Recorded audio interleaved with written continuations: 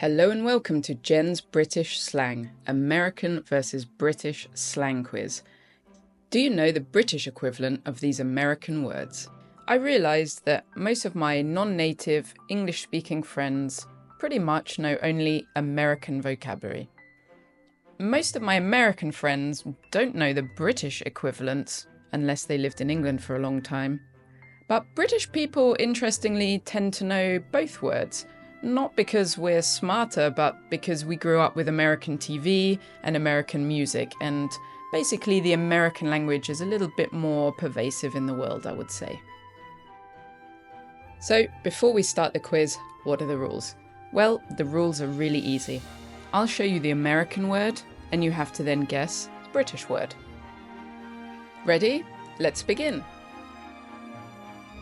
First up, this is a couch in American English. What's the word in British English? We call it a sofa. I like nothing better than sitting around on the sofa. In the US, this is an elevator. Makes sense because it's a thing that elevates. In the UK, it's a lift. Also makes sense because it's a thing that lifts you in the air. The first of several car-related words we have hood.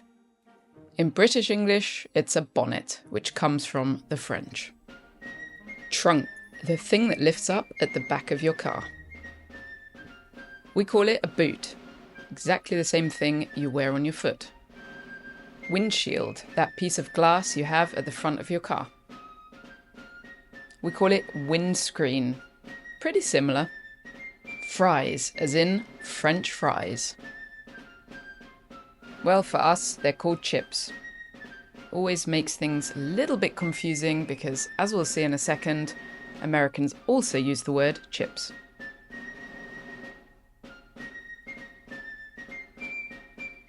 Which, confusingly, the British call crisps. I know, it gets me every time. Americans call this item of clothing a sweater. Except we call it a jumper. Or we call it a pullover, or my grandma used to call it a pulley. Americans call this purple vegetable an eggplant. The Brits call it aubergine, like the French. This can honestly be a little bit confusing when you see the opposite word on a menu. For Americans, this is a pitcher, as in pitcher of beer. For us, it's a jug. Though we don't tend to drink jugs of beer, but maybe we drink jugs of cocktails, sangria. For Americans, this is called candy. For us, they're called sweets, because they're sweet and sugary. Sidewalk, the thing you walk on next to the road. For us, it's a pavement. Closet, the place where you keep all of your clothes.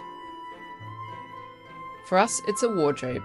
We do use the word closet, but we tend to use it more in phrases like, he's got a skeleton in his closet. Sneakers, a type of sports shoe. Brits call them trainers, and I can honestly never use the word sneakers because it sounds really strange to me. When Americans go away travelling, they go on vacation. But Brits, they go on holiday. I'm going on my holidays. This smelly stuff is called trash or garbage. For us, it's rubbish, which is also a slang for something that's completely awful. I watched that TV series, it was total rubbish. For Americans, this is an apartment. For British people, it's a flat, or in my accent, a flat. Gas, short for gasoline. In the UK, it's called petrol. Whether we're filling up with diesel, unleaded, it's always called petrol. Pants, a word that potentially leads to a lot of problems when used wrongly in England. We call them trousers. And you'll see in a second why this causes so many problems. In America, this is underwear. In British English, it's... yeah, you guessed it, it's pants. So you gotta be really careful in England whether you're talking about your pants or your trousers. Thanks so much for playing along.